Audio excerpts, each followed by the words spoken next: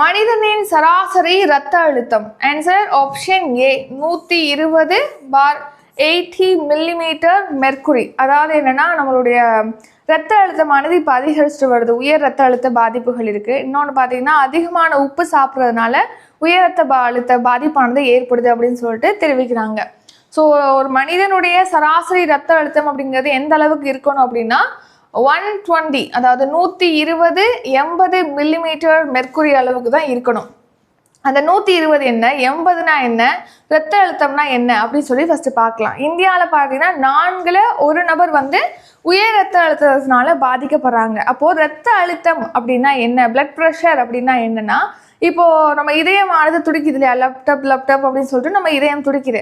So இதயம் பார்த்தீங்கன்னா துடிக்கும் போது அதுக்கான ரத்தத்தை வந்து நாளங்கள் வழியாக உந்தி தள்ளக்கூடிய ஒரு செயலை தான். இப்போ இதயம் துடிக்கும் போது அதுக்கு தேவையான ரத்தத்தை நாளங்கள்ல உந்தி தள்ளக்கூடிய அந்த செயலை தான் என்ன சொல்றோம், ரத்த அழுத்தம் அப்படின்னு சொல்லிட்டு சொல்றோம். இதுல வந்து இதயம் சுருங்கும் போது ஏற்படக்கூடிய அழுத்தத்தை நம்ம சிஸ்டாலிக் அழுத்தம் அப்படின்னு சொல்றோம். சிஸ்டாலிக்னு சொல்லிட்டு சுருங்கும் போது ஏற்படக்கூடிய அழுத்தம் சிஸ்டாலிக்னு சொல்லப்படுது. இதயம் வந்து விரிவடையும் போது ஏற்படக்கூடிய அழுத்தத்தை நம்ம என்ன சொல்றோம், டயஸ்டாலிக் அப்படின்னு சொல்லிட்டு அழைக்கப்படுது.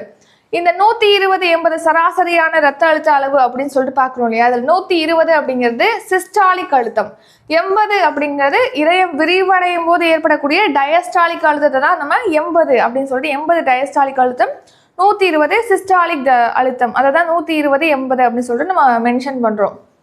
இந்த அளவு, இந்த சரியான இரத்த அழுத்த அளவு வந்து இன்க்ரீஸ் ஆகும்போது தான் உயர் இரத்த அழுத்த பாதிப்பானது ஏற்படுது. உலக சுகாதார நிறுவனம் என்ன சொல்றாங்கன்னா, ஒரு நாளைக்கு பார்த்தீங்கன்னா மனிதர்கள் வந்து 5 கிராம் உப்பு வரைக்கும் எடுத்துக்கலாம். ஆனால் நம்ம இந்தியாவில் பார்த்தீங்கன்னா சராசரியாக 10 கிராம் உப்பானது எடுத்துக்கிறாங்க ஒரு நாளைக்கு.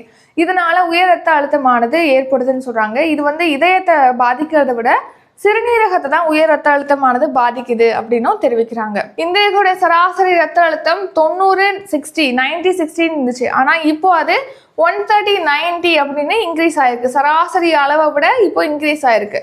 ஸோ 130, 90, 90 அப்படின்னு சொல்லிட்டு.